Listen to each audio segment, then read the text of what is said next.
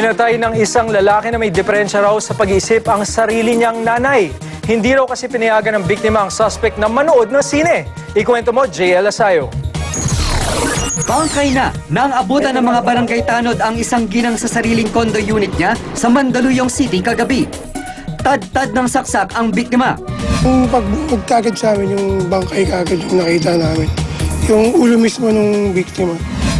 Isang labandera raw na maghahatid ng labada ang nakadiskubre sa krimen at mismong ang lalaking anak ng biktima na may diferensya raw sa pag-iisip ang suspect sa pagpatay.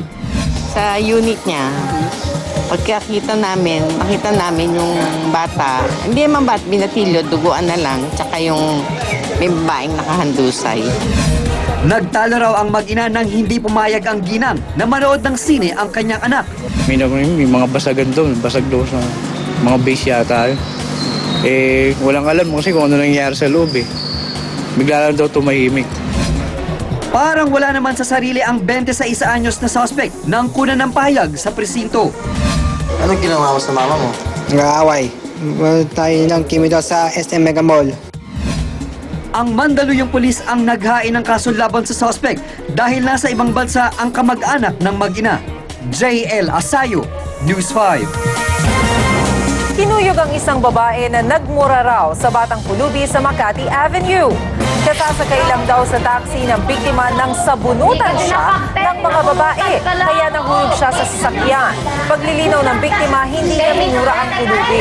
Pinagsabihan lang daw niya ito dahil patuloy ito sa pangungulit kahit nag-aaway na sila ng kanyang boyfriend. Sabi ng opisyal ng barangay, posibleng modus lang ng mga pulubi ang sadyang pang-iinis. Kapag pinatulan at saka re-resback ang mga kasama nito at nanakawan ng biktima o pilit hihinga ng pera. Pero sa huli na, uwi lang sa areglo ang dulo. Mga kapatid, dagdag ingat po kontra sunog. 3 magkakahiwalay na establishmento sa Metro Manila ang tinupok ng apoy kahapon. Ikwento mo, Benji Durango. Nilamon ng sunog ang commercial center na ito sa Quiapo kaninang madaling araw. Naglalaman daw ito ng mga papel at iba pang mga light materials. Taas, mostly opisina. Opisina yung taas? Oo, tapos warehouse at the back. Ay gwardiya naman, bakit hindi nila nakita na may sunog? Nasunog din ang mga electronic bike na ibinebenta rin ng kumpanya. Nagdeklara ng fire out matapos mahigit 3 oras. Inaalam pang dahilan at halaga ng pinsala ng sunog. Nabalot ang maitim na usok ang nasusunog na Jembry Garments sa barangay Maysilo, Malabon, alauna kaninang hapon. Nag-brown out daw sa lugar at nang bumalik ang kuryente, sumiklab na ang apoy. Switch ko, patay muna natin para yung pagbigay huli ng power, hindi bigla pasok ng current.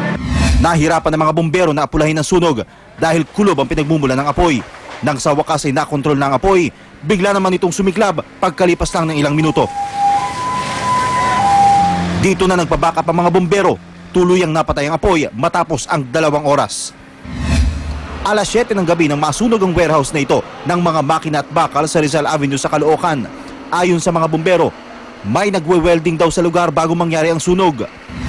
May trinatrabaho sila, nagwe-welding yung mga tao. Kita natin maraming bakal doon sa taas.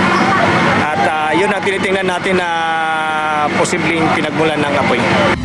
3 bumbero ang nasaktan habang inaapula ang apoy. Nagdeklara ng fire out pagkalipas ng 1 oras. Benji Durango, News 5.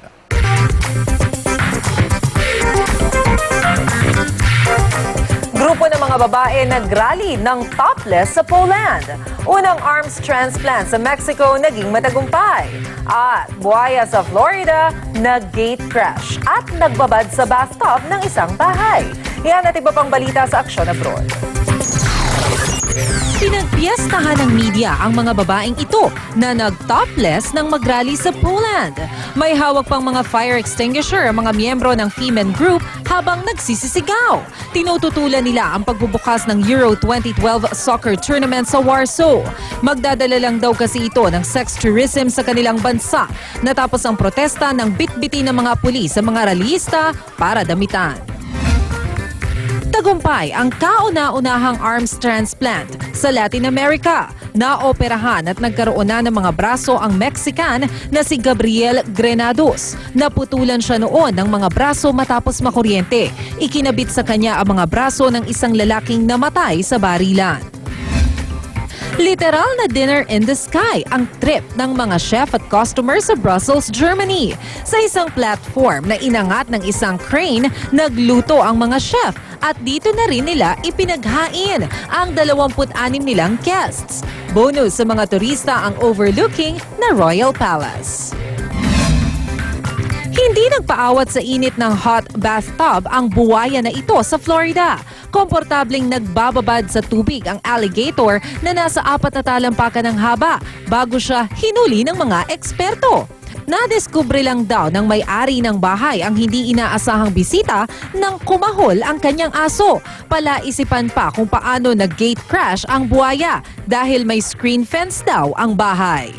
Maricel Halili, News 5. Susunod, lalaking putol ang 2 braso graduating na sa college sa kabila ng kapansanan. Mga libre at may bayad na viewing venue para sa laban nila Pacman at Bradley, puspusan na ang paghahanda. At Iwamoto, pumalag sa lumalabas daw na balitang siya umano ang dahilan ng hiwalayang Jody Santa Maria at Pampi Lacson.